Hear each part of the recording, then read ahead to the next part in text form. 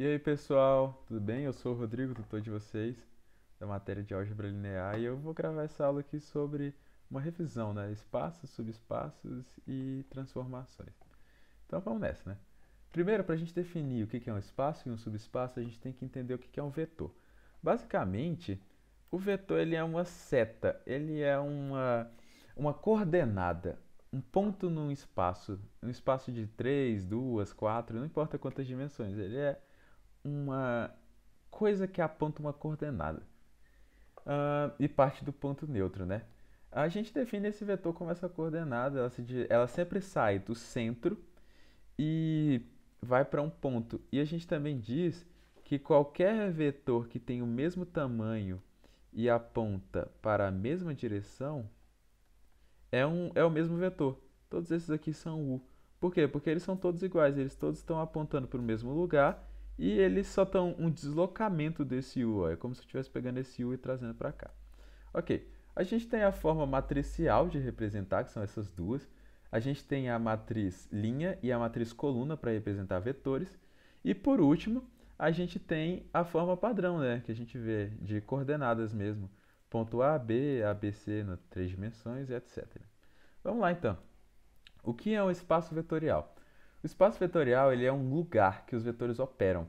Basicamente, é um lugar onde a gente tem as operações em vetores bem definidas lá dentro. Isso é um espaço vetorial. E o espaço vetorial ele vai ter essas oito propriedades. A gente diz que quatro são de soma e quatro são de multiplicação, para ficar mais fácil de lembrar. Como assim? Basicamente, a gente tem essas quatro aqui de soma, associatividade, comutatividade aqui, ó. A gente tem o mais V, todas essas daqui são as quatro de soma. Então você sempre vai lembrar. Eu tenho que decorar 4 da soma. E depois você lembra, eu tenho que decorar 4 de multiplicação. Que são essas quatro aqui. É importante denotar três propriedades. Primeiro, essa do elemento neutro. Zero é um elemento neutro do nosso vetor, então, da soma. Se a gente quiser somar um vetor com o vetor nulo, que é o zero, sempre vai retornar no próprio vetor. A outra é o vetor, é o elemento neutro da multiplicação. Se a gente multiplicar um com o vetor, a gente recebe o próprio vetor. E, bom, na verdade eram só duas, né? Mas vamos lá. Ah, basicamente, essa propriedade é muito importante porque ela define os espaços e subespaços vetoriais. O zero pertencer é o que define um subespaço vetorial. E a gente vai entender o porquê. Bom, um exemplo claro aqui é o R2, né? O R2 é um espaço vetorial bem conhecido, a gente usa ele o tempo todo, que é o plano cartesiano, né? E a gente pode definir um vetor, a gente tem a soma, a multiplicação por escalar, tudo definido dentro desse espaço vetorial. Então a gente tem vários vetores operando aqui dentro o tempo todo, ok? Vamos para o próximo então. O que é um subespaço vetorial? Isso aqui é normalmente o que o pessoal tem mais dúvida, então vamos lá, né? O subespaço vetorial é um subconjunto do espaço vetorial. Então, se você tem o espaço vetorial aqui, você pode considerar o subespaço como sendo uma parte de dentro do espaço vetorial, uma coisa que está aqui dentro. Está contido dentro do próprio espaço, né? Ele obedece essas três propriedades aqui. Primeiro, para dois vetores que pertencem ao subespaço, a gente tem a soma bem definida lá dentro. A segunda é que, tendo o escalar, a multiplicação por escalar está bem definida também dentro desse subespaço. E a terceira é que o elemento neutro, o zero, tem que pertencer ao subespaço. Aqui tem uma representação. A gente costuma usar uma reta como o exemplo mais claro assim que a gente tem de subespaço. Por quê? Basicamente, aqui dentro, ó, como vocês podem ver, a gente tem um espaço vetorial, né, que é o R2 que a gente acabou de ver. E o que é interessante é que a reta é um subespaço. Por quê? Porque está contido dentro do espaço, eu tenho um espaço de R2, né, do plano cartesiano, e aqui dentro, olha, eu tenho uma linha. E essa linha está completamente contida dentro do próprio espaço vetorial. E o que acontece? Eu tenho a soma, olha, eu posso somar dois vetores aqui dentro e receber um vetor maior, e eu também posso multiplicar esse vetor, por exemplo, v, por um escalar, inverter ele, por exemplo. Então a gente tem todas as nossas propriedades. E a mais importante está aqui, eu vou explicar por quê. Ele passa exatamente no centro do nosso espaço vetorial. Ele passa no lugar neutro, no lugar zero, ele passa na origem. Por que isso é importante? Vamos lá. De certa forma, o subespaço ele é um mini espaço, né? E para existir um espaço vetorial, a gente tem que usar o quê? Essas regras daqui, certo? Esses 8 axiomas do espaço vetorial. Então, para a gente usar um subespaço, como o subespaço é meio que um espaço ele mesmo, ele precisa obedecer essas regras. Essa é uma explicação. Outra explicação bem interessante é o quê? Vocês concordam que, bom, a gente tem um espaço, certo? E para a gente ter um subespaço, a gente precisa que ele pertença ao espaço. Afinal de contas, ele é um subespaço, ele está dentro do outro espaço. E para ele estar dentro do outro espaço, ele tem que passar por aqui para meio que obedecer à regra daquele espaço. Ele é obrigado a passar pelo centro, por quê? Porque senão eu podia, por exemplo, pegar, vamos ver, eu podia pegar aqui um outro ponto de referência e eu podia dizer que isso aqui é o meu espaço vetorial. Sei lá, um R2'. E pronto. Isso aqui é um novo espaço, eu defini ele aqui, e esse cara aqui não é mais espaço vetorial desse conjunto. Então, basicamente, a gente define o subespaço como sendo especificamente essa propriedade de passar no centro, porque é muito importante para a gente entender essa propriedade de que o espaço ele tem que conter o subespaço. E nesse caso aqui ele não está contendo. Essa é a explicação mais palpável, né? Ok. Eu vou fazer um exemplo e vou deixar outro para vocês fazerem. Então, vamos lá. Mostre os seguintes subconjuntos de R4 que são, se eles são subespaços. Eu só peguei um exemplo aqui, mas a gente pode fazer ele aqui, né? Então vamos lá. Como que a gente prova que é um subespaço? A gente tem aqueles 3 axiomas, né? Vamos provar o primeiro axioma então. Como é que a gente prova ele? Muito simples.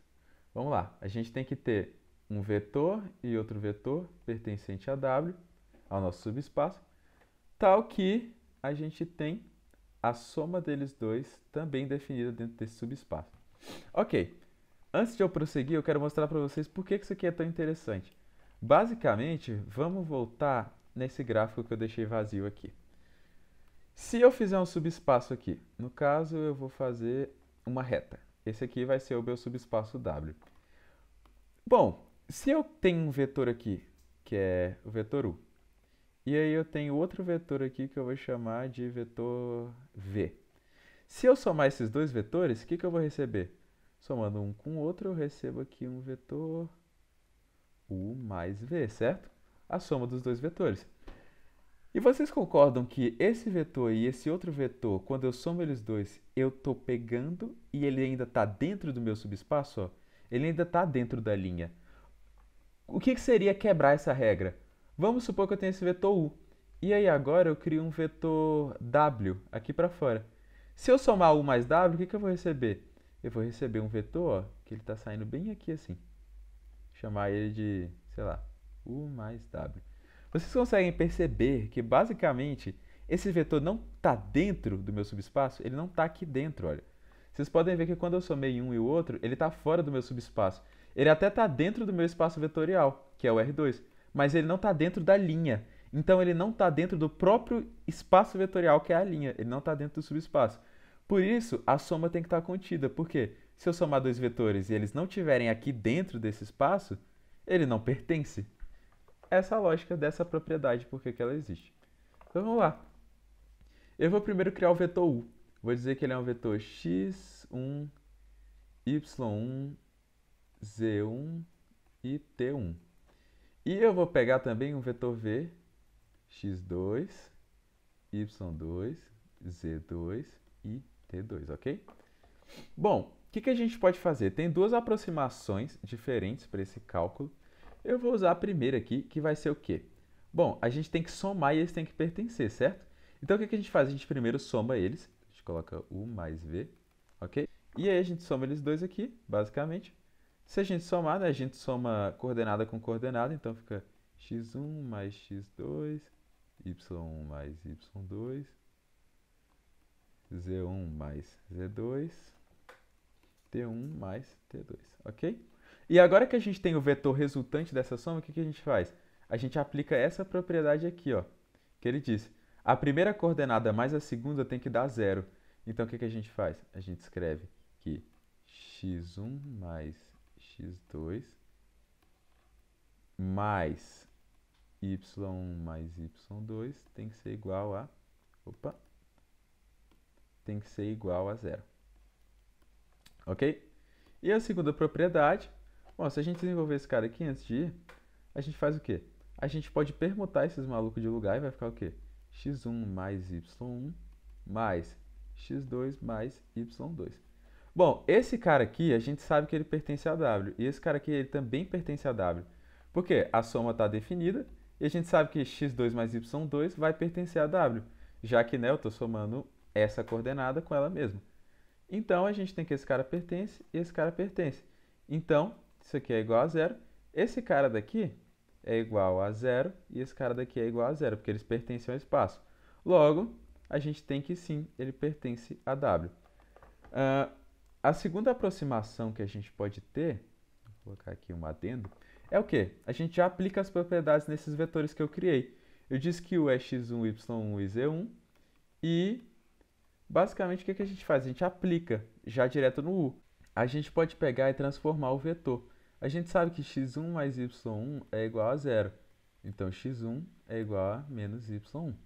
E o que a gente faz com essa informação? A gente volta no vetor e substitui ela. Então, vamos voltar e substituir. A gente sabe, então, que o vetor ele vai ficar x1... Opa, perdão.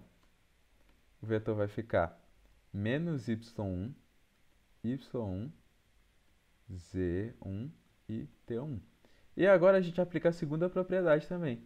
Z menos t igual a zero. Então, z1 menos t1 é igual a zero. Então, a gente tem que z1 é igual a t1. Então, se a gente voltar e substituir no nosso vetor, vai ficar menos y1, y1, z1, z1, por exemplo. É uma aproximação que a gente pode ter, ok? E aí a gente faz o mesmo processo.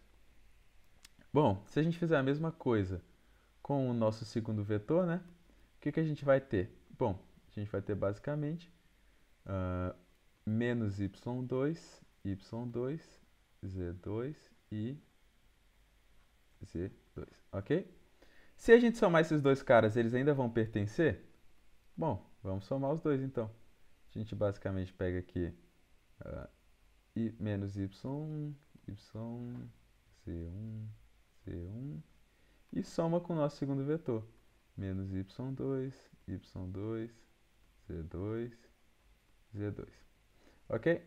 Se a gente somar esses dois, a gente vai receber esse vetor.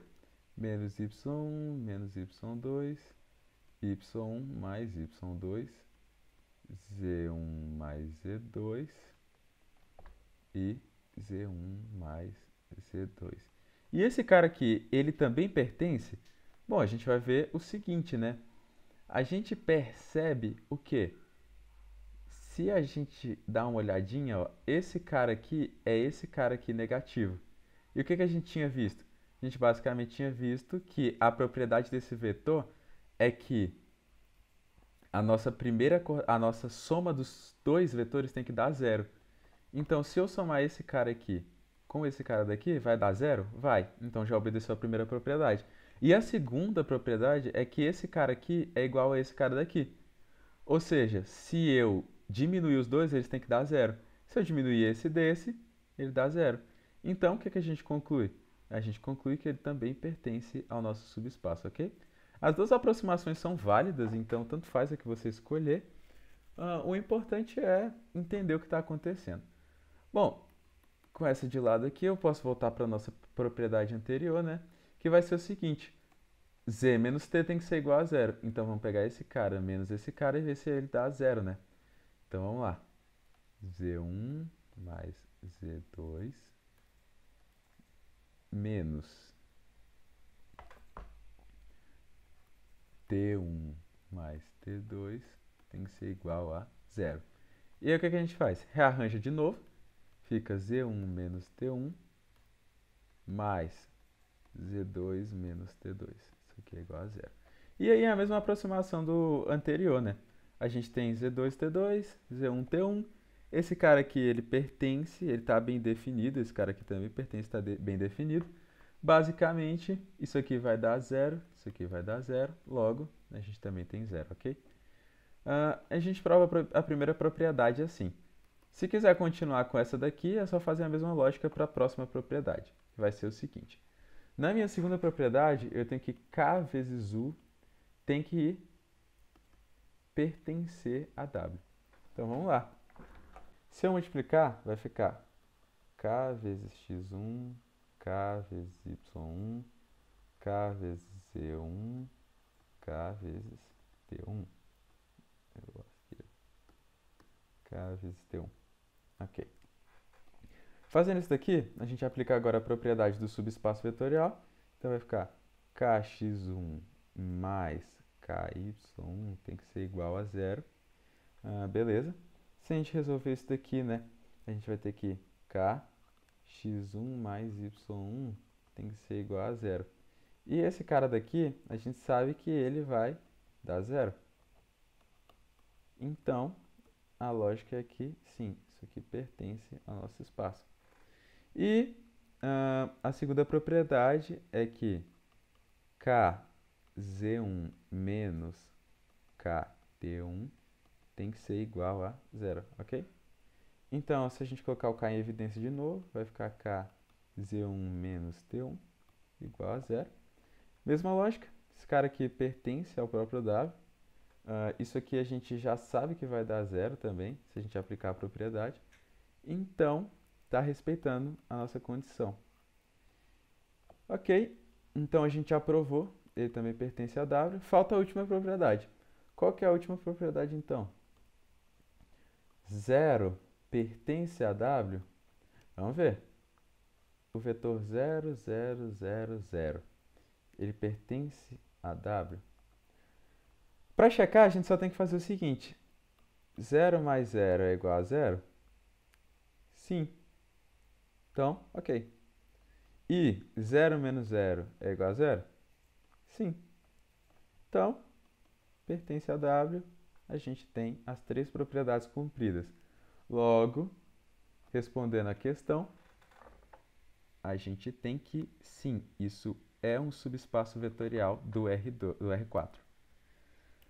Vou deixar aqui, vocês podem fazer essa questão aqui. E vamos para o próximo conceito. Então, combinação linear e dependência linear, ok? Bom, vamos lá. A combinação linear é um processo que define vetores no espaço, que são expressos por outros vetores. Então, basicamente, o que você está fazendo? Quando você faz uma combinação linear, você está pegando um vetor, multiplicando por um escalar, pegando outro vetor, multiplicando por um escalar, e fazendo esse processo para receber um outro vetor aqui dentro, ok? Então, existem vetores que somados vão vir render esse outro vetor. Isso aqui é uma combinação linear. Em relação à dependência e independência linear, a gente quer definir vetores que não têm valor, que são supérfluos. Ou senão, vetores que, na verdade, são independentes e que não são supérfluos entre si. Então, o que a gente quer fazer? A gente quer descobrir se existem vetores que não são dessa maneira aqui. Se você tem um vetor que pode ser escrito como combinação de outros vetores, então eles são linearmente dependentes. Porque quando você pegar esse vetor aqui, ele pode ser decomposto em vetores meio que primordiais, ok? Isso é dependência linear.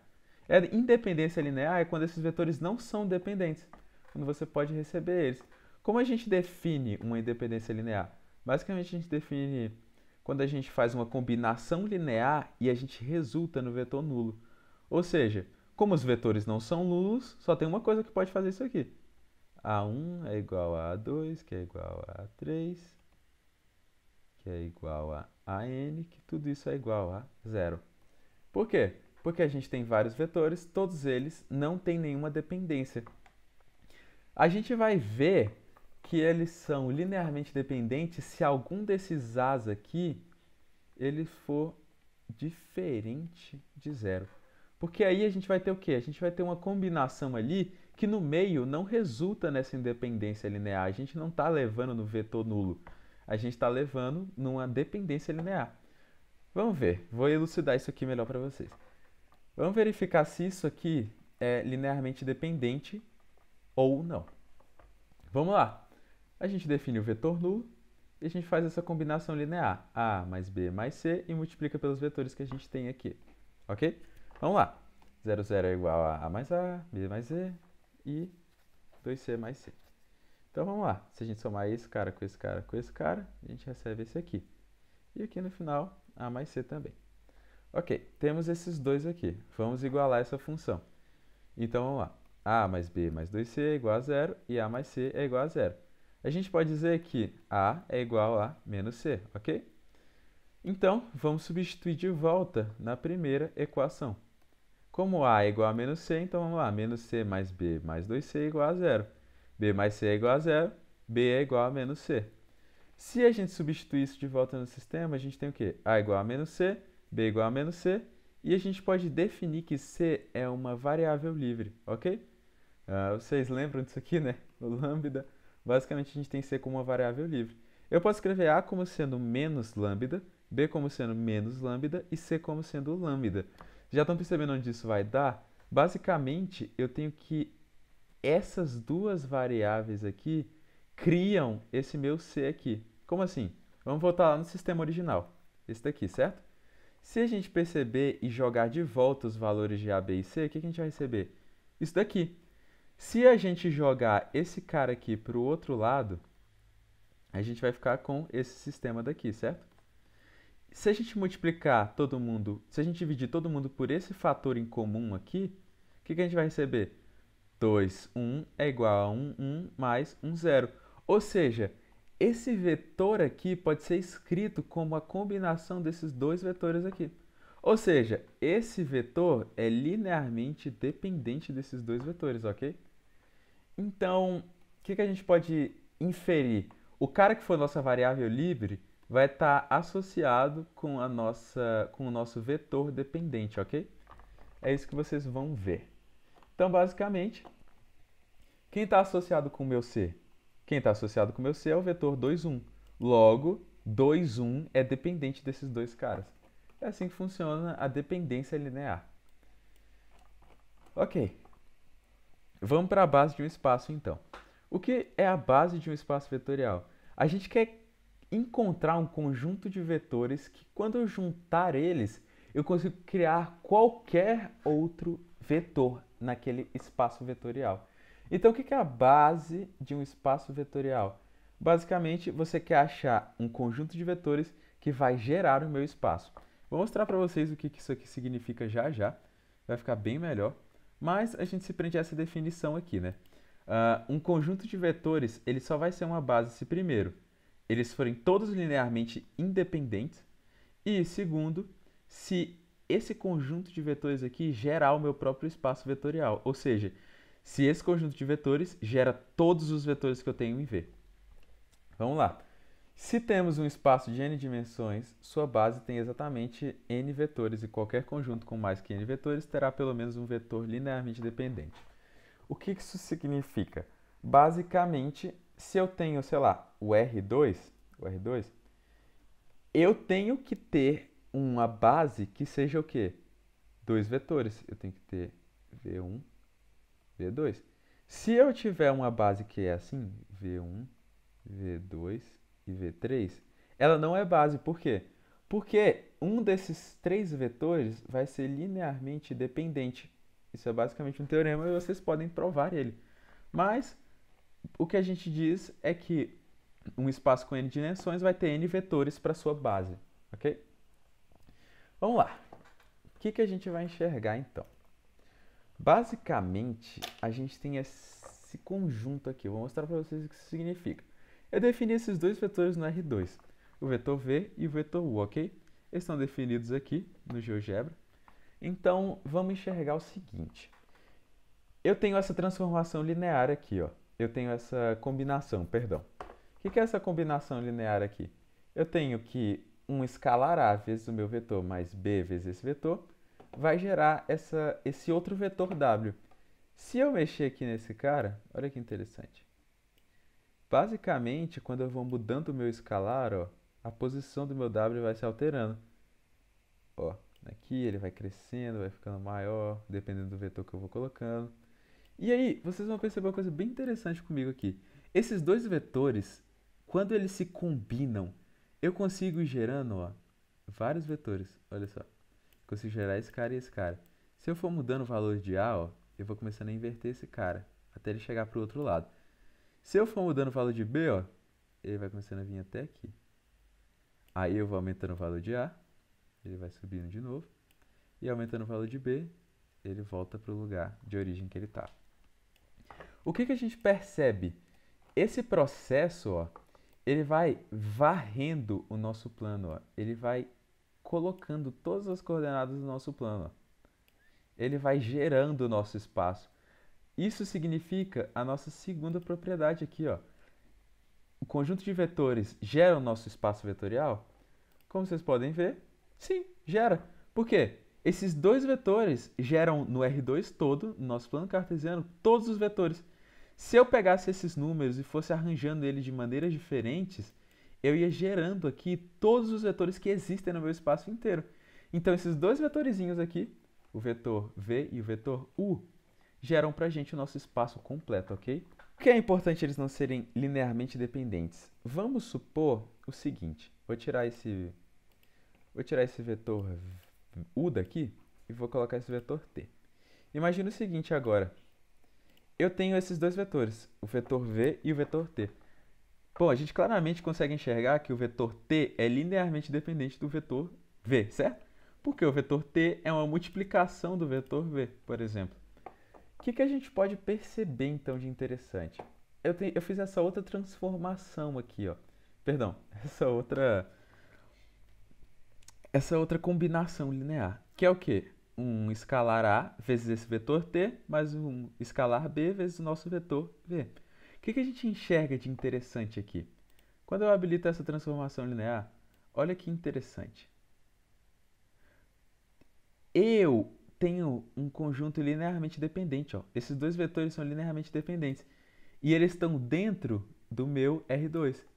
Mas, como vocês podem ver, ele não gera o R2. Não importa quanto eu mexa esse A e esse B, ó, ele não sai dessa linha reta. Então, o que a gente infere disso daqui? Basicamente, quando você tem dois vetores linearmente dependentes, não importa de que maneira você combine eles dois, você não vai conseguir gerar nunca esse espaço vetorial aqui, o nosso R2.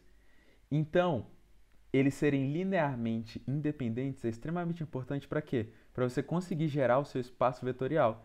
Isso aqui não forma uma base do nosso espaço. Por quê? Eu não consigo gerar os vetores do R2. Só consigo gerar esses vetores múltiplos desses dois aqui. Logo, não é uma combinação linear.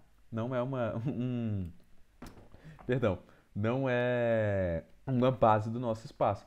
Então a base, ela precisa dessa propriedade para quê? Para a gente conseguir fazer o nosso próprio espaço a partir delas. Então, basicamente, é isso aqui que define nossa base de espaço vetorial, certo?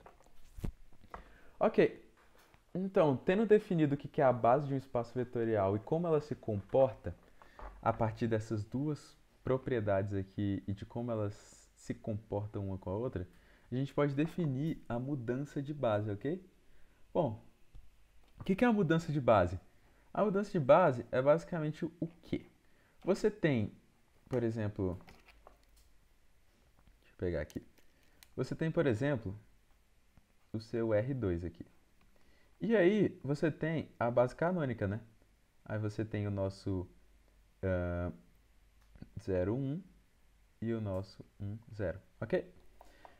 E eu quero mudar outra base, porque, bom, a gente já viu, né? A combinação desses dois vai gerar qualquer vetor do nosso espaço.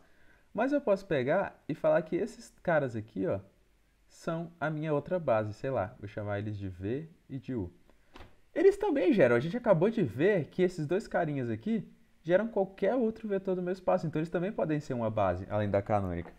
Mas, se eu quiser mudar dessa base para essa base, o que eu tenho que fazer?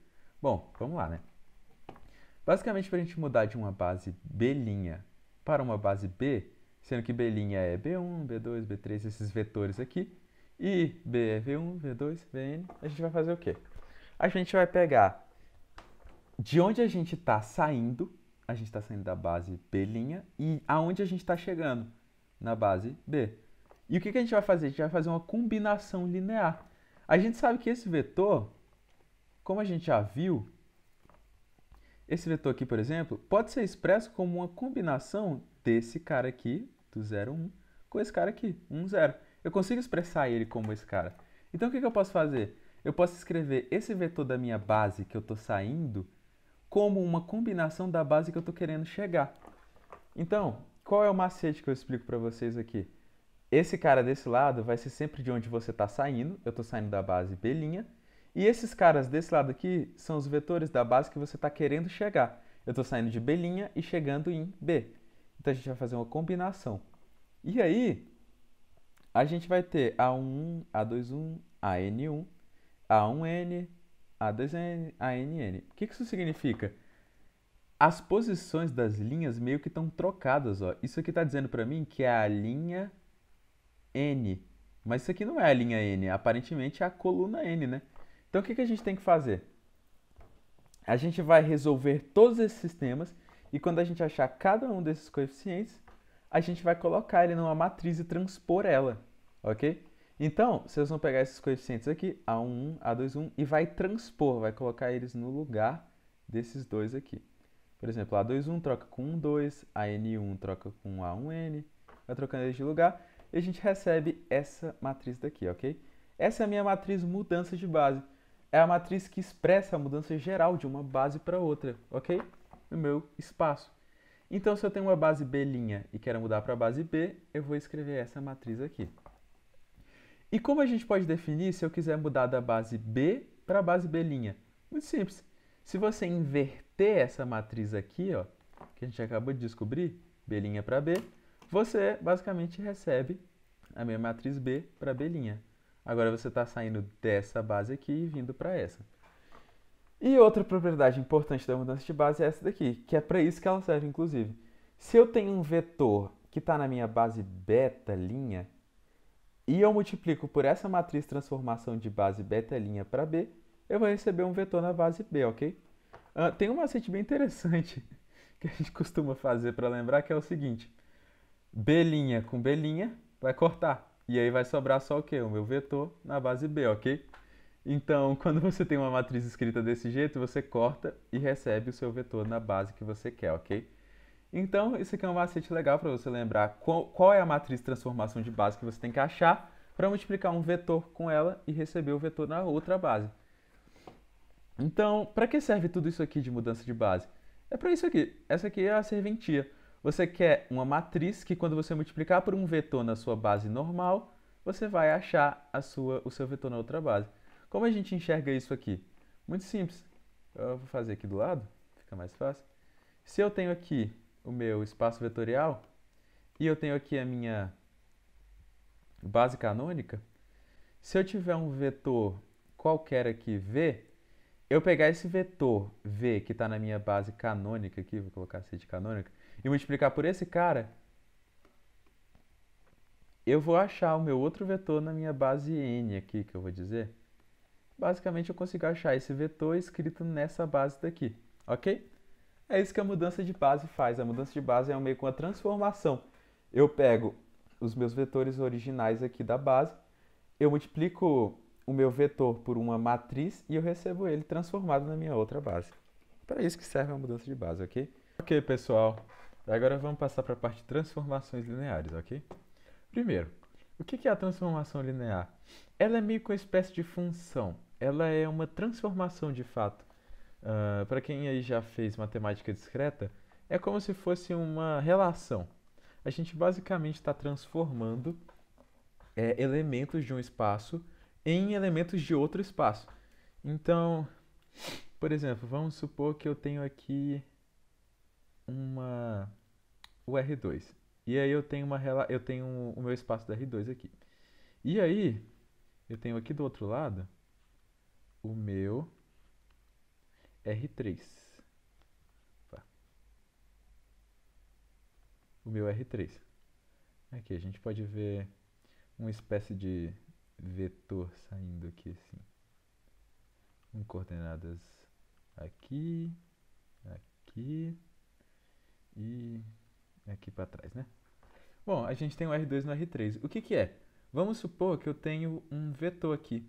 O que eu quero fazer é pegar esse vetor e jogar ele para cá, a partir de uma transformação. Então eu tenho aqui um R2, por exemplo, e eu estou transformando num R3.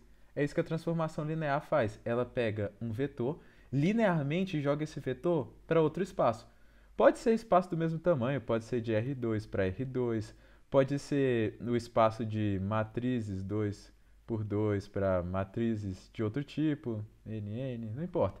Basicamente, a transformação linear faz isso. Ela pega um espaço e faz com que todos os seus vetores sejam transformados para outro espaço, ok? Então, vamos lá. Como que a gente define primeiro? São duas regras que a transformação linear vai seguir, ok? A primeira regra é o quê? A soma definida. A soma das a transformação da soma é igual à soma das transformações. Então, a transformação de U mais V é igual à transformação de U mais a transformação de V. E ela segue a regra da constante. A regra aqui que basicamente diz que uma constante multiplicada pelo vetor vai ser a mesma coisa do que a constante multiplicada pela transformação desse vetor, ok? É isso que a gente tem que definir para poder fazer uma transformação. Quais são as representações que a gente tem?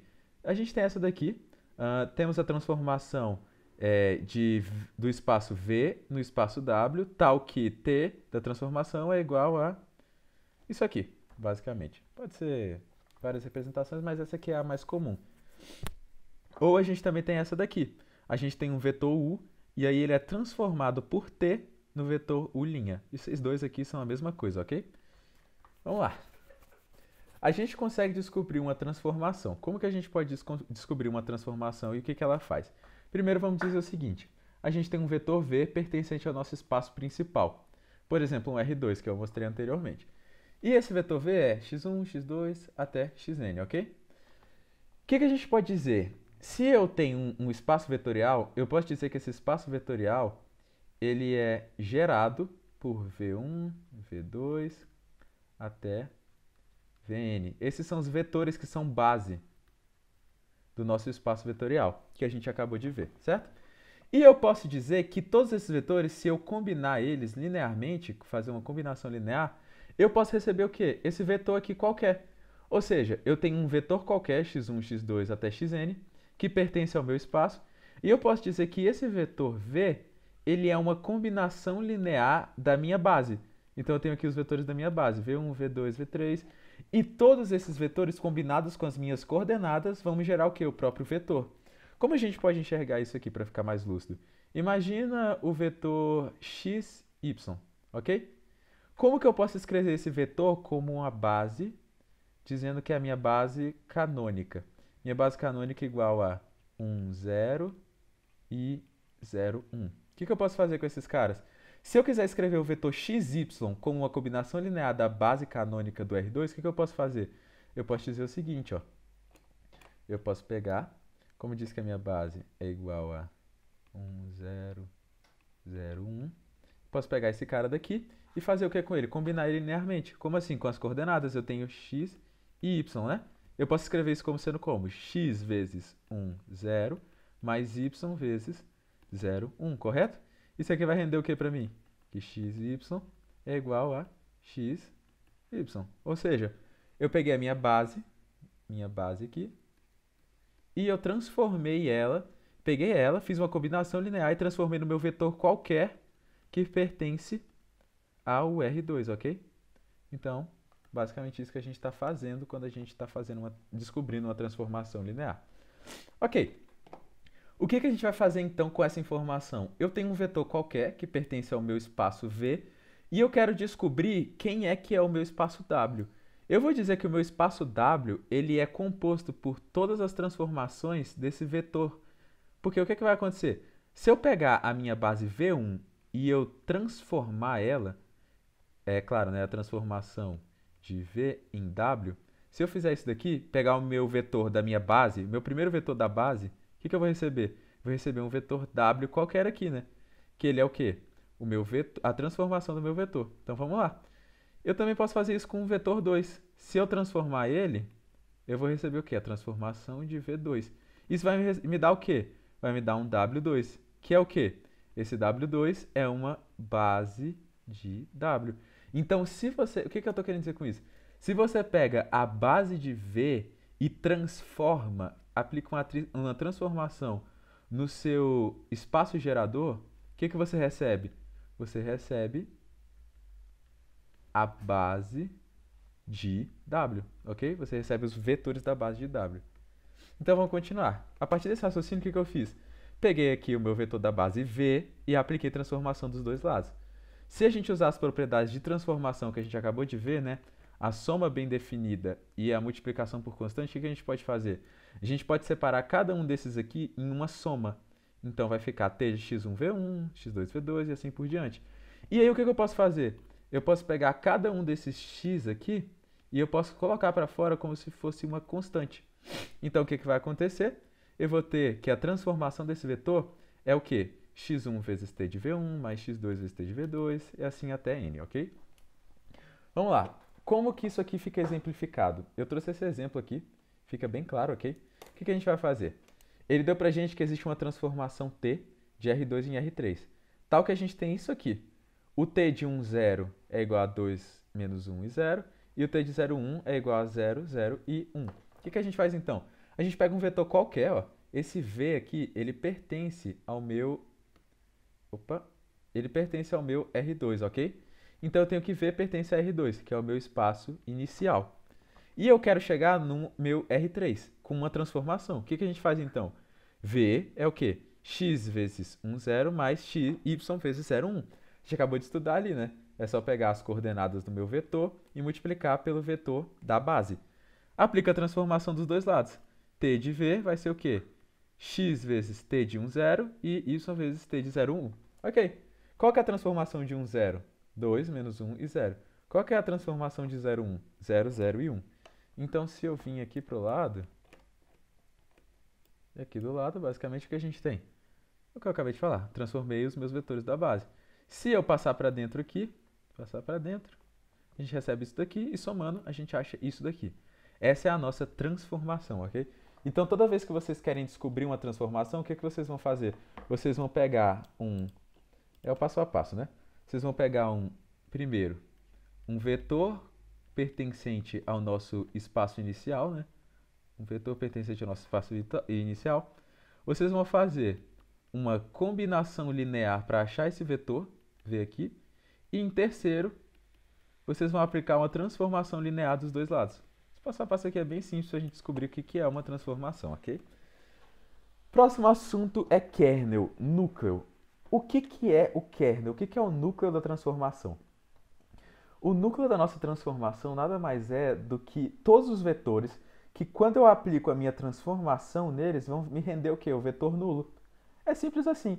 Vocês vão pensar no núcleo como sendo o quê? Um bocado de vetor que, quando eu transformar, vai jogar no meu núcleo. O que é o núcleo de um espaço? O núcleo é o 0, 0. É o vetor 0, né? É o 0. Então, é como se eu estivesse achando o núcleo. Como assim? Basicamente, vocês vão imaginar o seguinte. O que isso aqui quer dizer? O kernel de uma transformação é V pertencente ao nosso espaço inicial, tal que a transformação de V vai dar 0. Ou seja, imagina que eu tenho um conjunto de vetores aqui. Ó. Eu tenho x1, y1, eu tenho x2, y2, e todos eles estão dentro dessa parte verde aqui. O que eu posso fazer? Se eu transformar o x1 e o y1, na hora que eu fizer a transformação nesse vetor, o que vai acontecer? Eu vou receber o 0, 0 do outro lado. Então, transformei o meu vetor que está aqui. Recebi ele do outro lado como 0, 0. Agora eu vou transformar o meu x2 e y2. Transformei o x2 e o y2. O que isso vai me render do outro lado? 0, 0. Ou seja, eu peguei o meu vetor x2 e y2 aqui. Transformei ele, cheguei no 0. Ou seja, o kernel é todos os vetores que, quando eu transformar, vão me gerar o 0. Simples assim, né? Bem tranquilo de entender. Injeção e sobrejeção. O que é a injetora e a sobrejetora? Vamos lá. Uma transformação T é injetora se somente se, dado dois vetores pertencentes ao nosso espaço inicial, né? A V, T de U é igual a T de V. Ou seja, somente se U for igual a V. Então, todo vetor distinto está associado a um único vetor distinto na imagem. Como assim? Se eu tenho o meu vetor 0, ele só vai estar relacionado com o meu vetor 0. Se eu tenho um vetor aqui, x, y, ele só vai estar associado com o vetor transformação de x, y. E nenhum outro vetor vai estar associado com esse cara aqui. Ou seja, a gente pode dizer que é 1 para 1. 1 para 1, ok? Basicamente isso aqui. Que definição é essa aqui? Kernel de t igual a 0, ou seja, associado ao núcleo só ao próprio vetor. Lembra que nessa definição aqui a gente tem que o kernel Por exemplo, nesse exemplo que eu dei, o kernel ele pode ser o vetor nulo, ele pode ser o x1 e o y1, ele também pode ser o x2 e o y2 que eu defini nesse exemplo. Ou seja, o kernel, ele é o quê? Ele é esse conjunto de vetores que me geram o zero. O que é uma função injetora? É quando eu aplico o kernel e vai acontecer o quê? O meu vetor nulo é o único que faz o meu kernel. Ou seja, não existe outro vetor aqui dentro. Por exemplo, eu vou pegar só como exemplo mesmo. Não existe outro vetor aqui, xy, que na hora que eu pegar ele, vai me render esse zero aqui. Isso não existe. Não tem como isso aqui, tá? Então, basicamente, o que é a função injetora? Não existe outro vetor a não ser o próprio vetor nulo que me gera o vetor nulo. Ou seja, o kernel é sempre... O kernel da minha transformação é só igual a zero. E só ele. Não existem outros vetores. Só o zero, que é o meu vetor nulo, que gera o nosso núcleo, ok?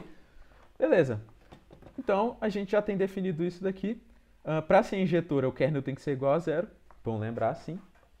E só tem um vetor associado a cada outro vetor. Isso é injetora, né? A sobreinjetora significa o quê? Que toda minha imagem é o meu próprio contradomínio. Ou seja, se eu tenho a transformação de V em W, aqui eu tenho todo o meu conjunto V, ó, pá, pá, pá, pá, pá, pá. E todos os meus vetores que estão aqui dentro, todos os vetores, vão me gerar o quê? Vão me gerar uma imagem. Ou seja, esse cara daqui, ó, ele está completo. Não tem nenhum vetor faltando. Por exemplo, o que pode acontecer para não ser sobreinjetora? Eu tenho aqui um vetor V e ele está sendo transformado em um espaço W. E aí, todos os meus vetores aqui, ó, eles vão ser transformados só nessa parte aqui. E essa parte daqui de cima, o que aconteceu com ela? Ela faz parte do contradomínio, mas ela não faz parte da imagem. Ou seja, todos os vetores que eu escrevi aqui, transformei, não me renderam de volta o quê? Todo o contradomínio, só me renderam essa imagem aqui. Mas essa partezinha em vermelho não faz parte da imagem, então ela não é sobreinjetora. Então, sobreinjetora é que a imagem é igual ao próprio contradomínio. Essa definição aqui. Todas as minhas transformações vão me render o próprio espaço, ok? Ótimo. Bom, vamos lá. Esse exemplo aqui para a gente entender o que é o kernel. Vamos fazer essa transformação aqui. Eu tenho a transformação do espaço R1 para o meu espaço R2, ok? Então, eu estou saindo basicamente de uma linha reta para o nosso plano. E qual que é a transformação? Ela é linear, obviamente, o exemplo já deixou isso claro. E eu estou transformando o meu vetor x aqui, vou deixar aqui 0, o meu vetor x, do quê? No meu vetor, na minha linha x0, aqui no R2, ok? Então, eu estou transformando eles pela minha transformação. O que a gente vai fazer para descobrir o que ela é? Primeiro, vamos aplicar o kernel. Se ela for injetora, o kernel da minha transformação tem que ser igual só ao vetor nulo, somente igual a ele, ok? Então, vamos lá. A gente sabe que o kernel de T é um vetor qualquer, tal que a transformação dele vai dar zero. Vamos fazer isso aqui, então. Se eu pegar a transformação de x, sendo x pertencente ao meu espaço, qualquer vetor dele, o que a gente vai ter, né? No caso é o R. A gente vai ter que a transformação de x tem que ser igual a zero. Então, vamos transformar x. Se eu pegar x e transformar, eu recebo o quê? Qual que é a transformação de x? A regra é que quando eu transformar x, eu vou receber x0. Transformando x, recebemos então x0 é igual a 0, 0. Se a gente resolver esse sistema, cada coordenada tem que ser igual. Então, x é igual a 0, 0 é igual a 0. Então, isso aqui é o quê? É uma transformação que é injetora. Por quê?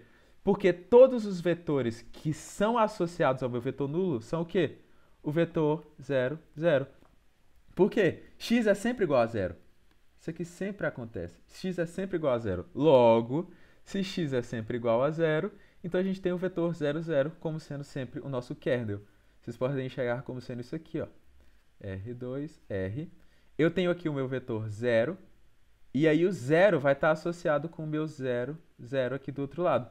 E não tem outro vetor que está associado aqui. Só o 0 que está associado ao 0, 0. Logo, ela é injetora. E para saber se ela é sobreinjetora, aqui é bem simples. A gente pode simplesmente desenhar, olha. Veja só. Se eu pegar aqui o meu R2, ele é a minha transformação, né? Ele é o meu espaço transformado. Ele é o meu transformação do espaço R. Se eu pegar ele, o que eu percebo? que o meu x, quando eu transformo o meu x, eu recebo o quê? X0.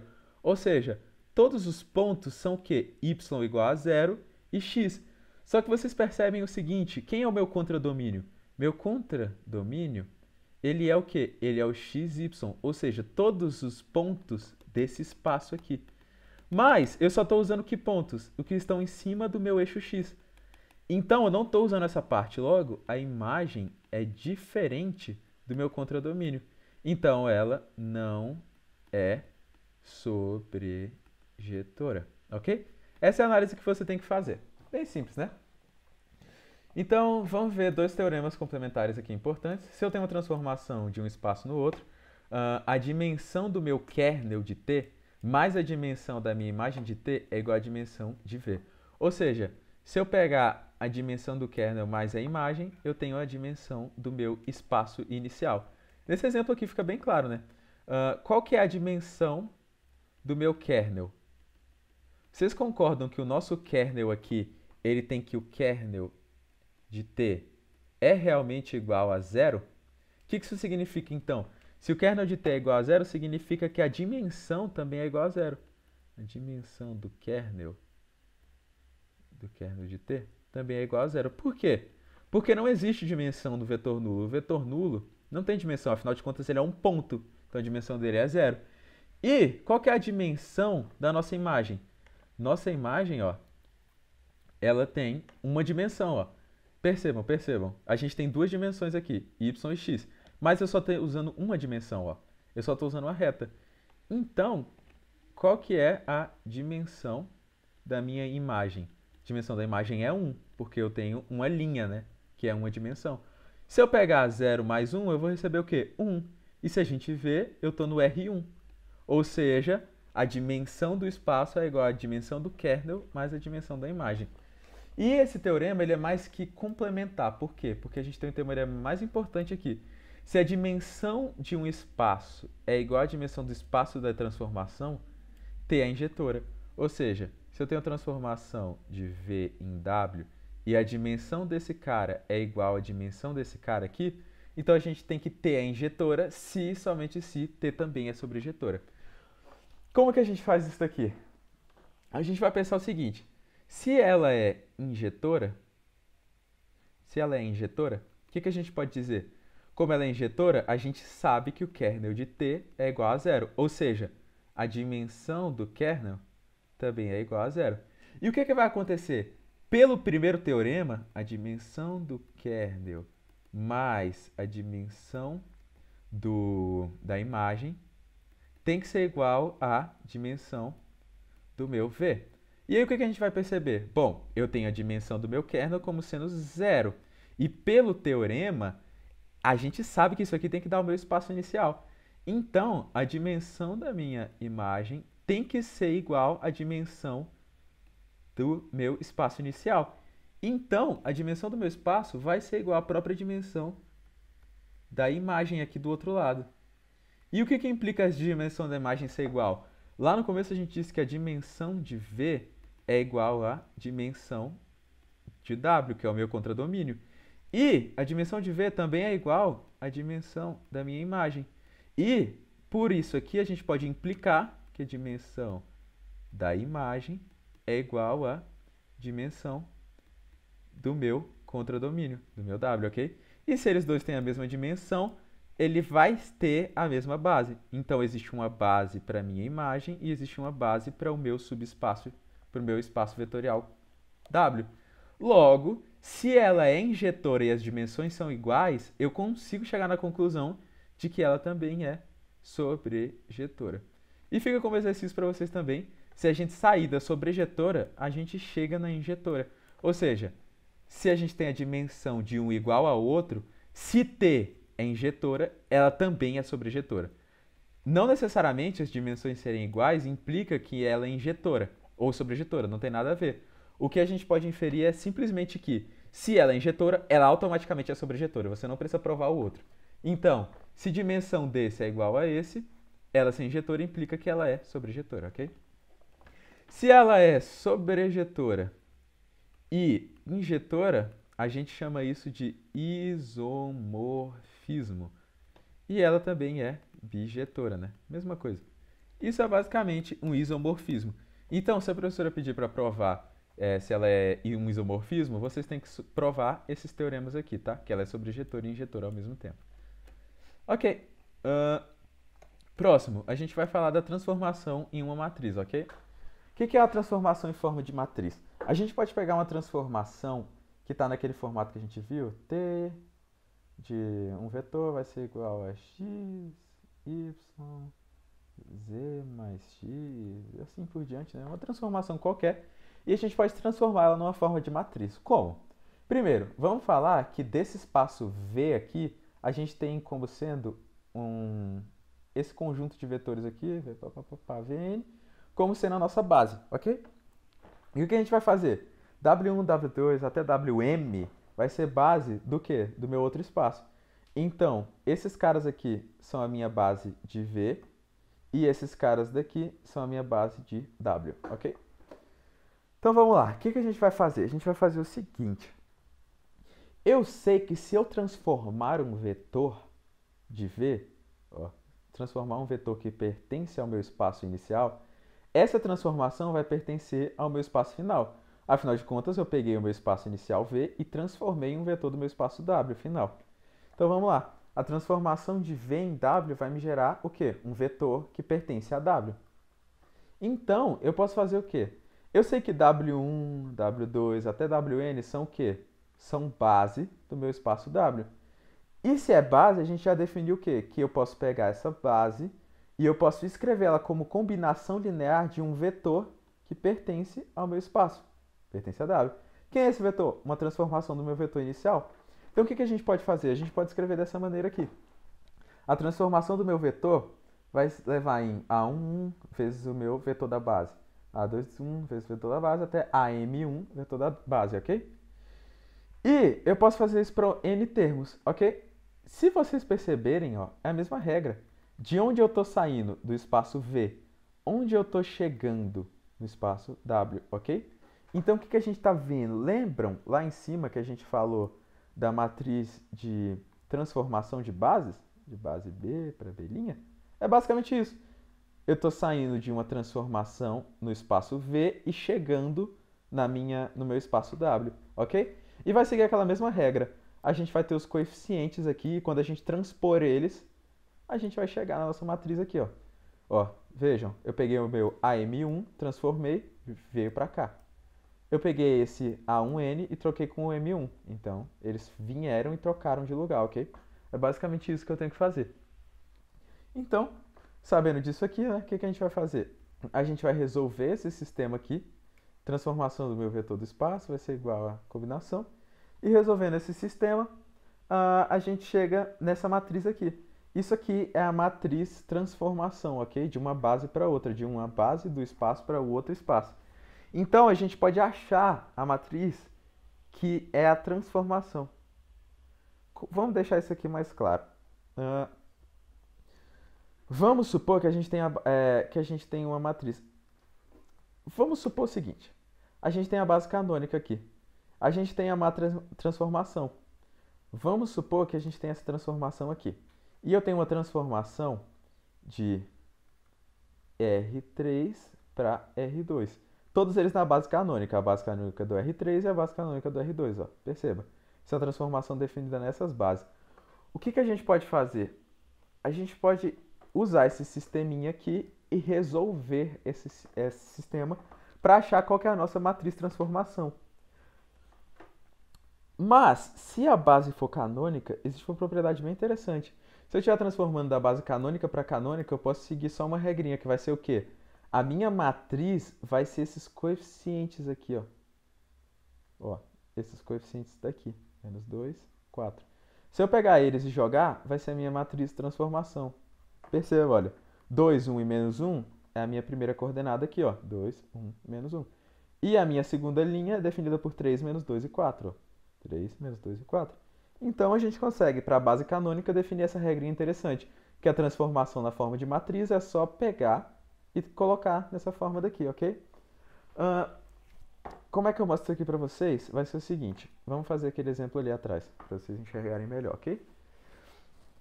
Vou pegar então a minha transformação, né?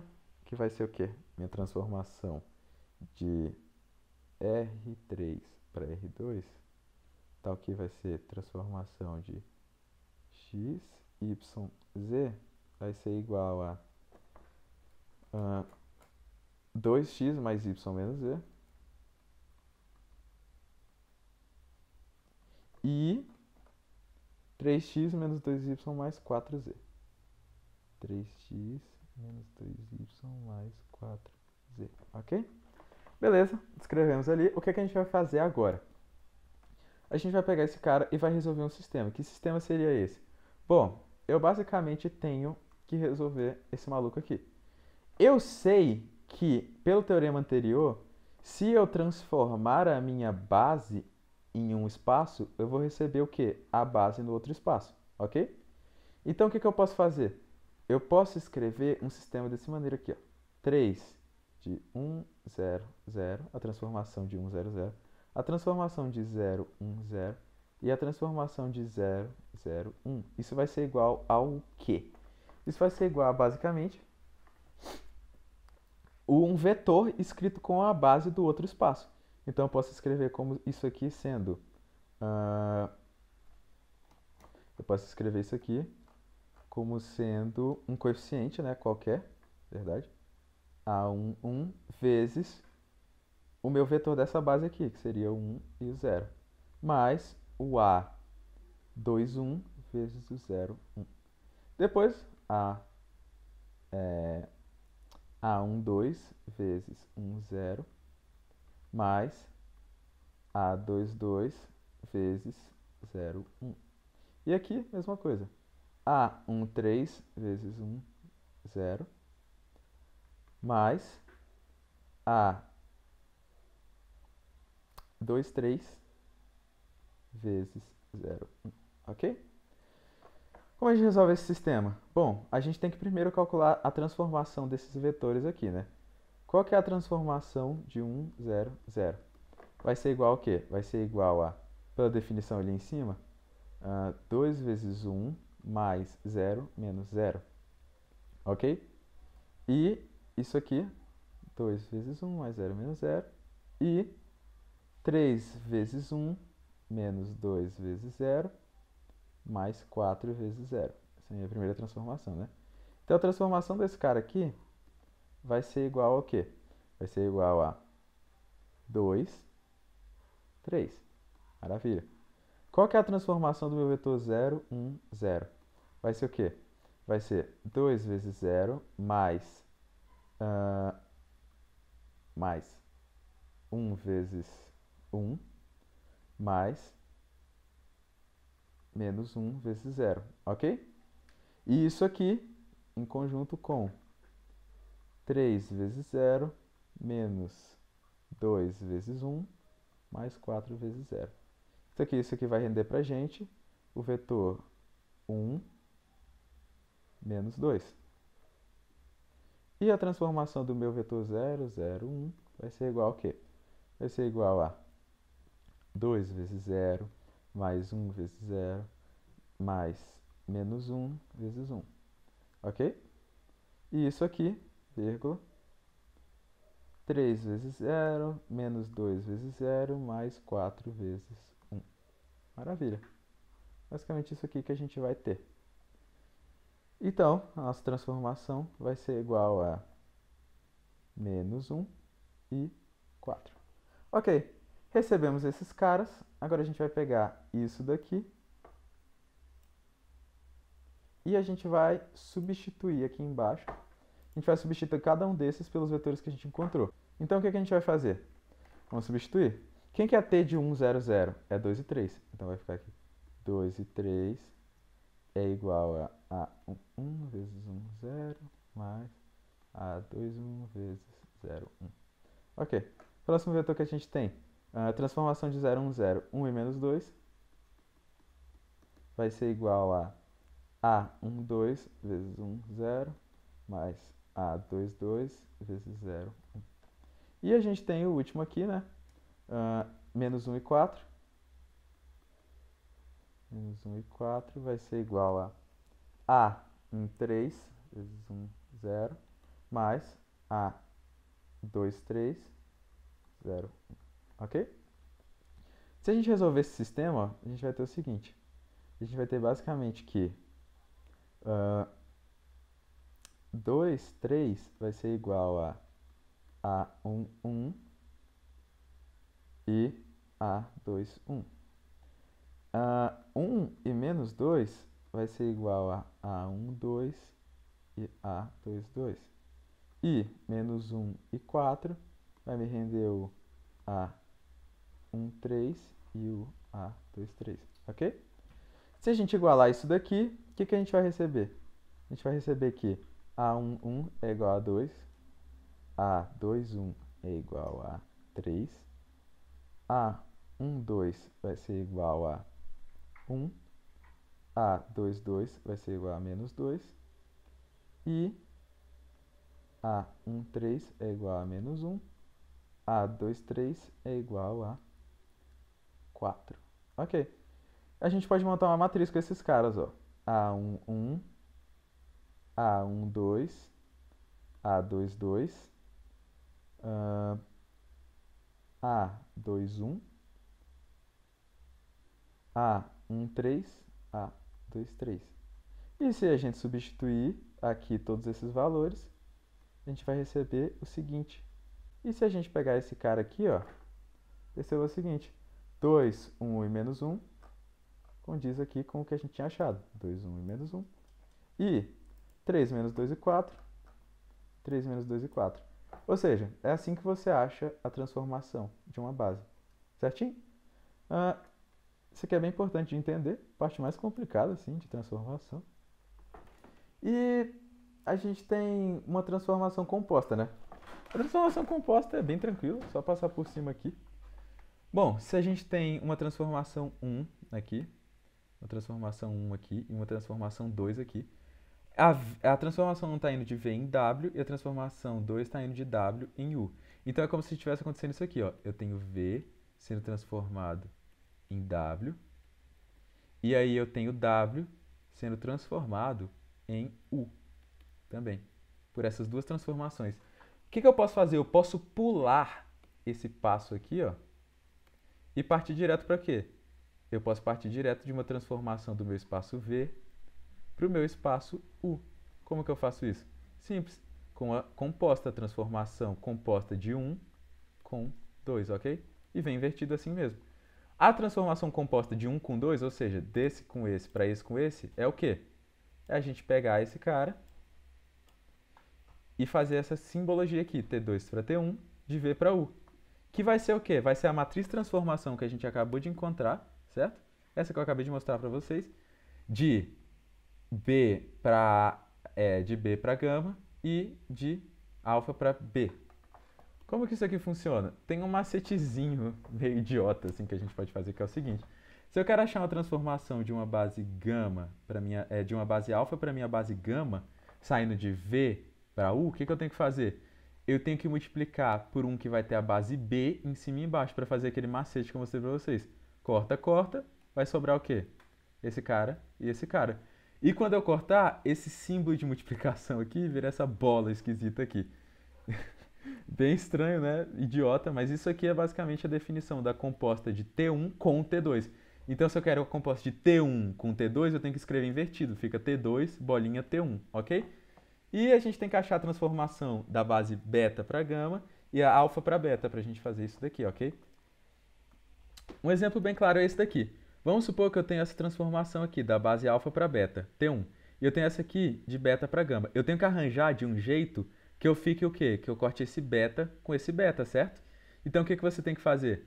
Você tem que fazer T2 de gama beta vezes T1 de alfa beta. Cortou, cortou, sobrou o que a gente quer. Que é o quê? A composta de 1 com 2, que a gente escreve invertido. Composta de 1 com 2. Maravilha. Qual que é a composta, então, de T1 com T2? Simples.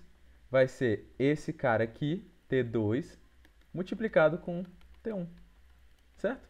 Então vai ficar T2, 0, 1, menos 1, multiplicado com T1. Isso aqui é a transformação composta. E esse cara aqui sai direto do nosso espaço V para o nosso espaço U, sem precisar passar pelo nosso espaço W aqui, né? O nosso da base beta. A gente pode cortar caminho. Isso é a transformação composta. Você quer achar uma matriz que vai cortar caminho entre os espaços, ao invés de ter que ficar transformando de V para W para U, você transforma direto de V para U, ok?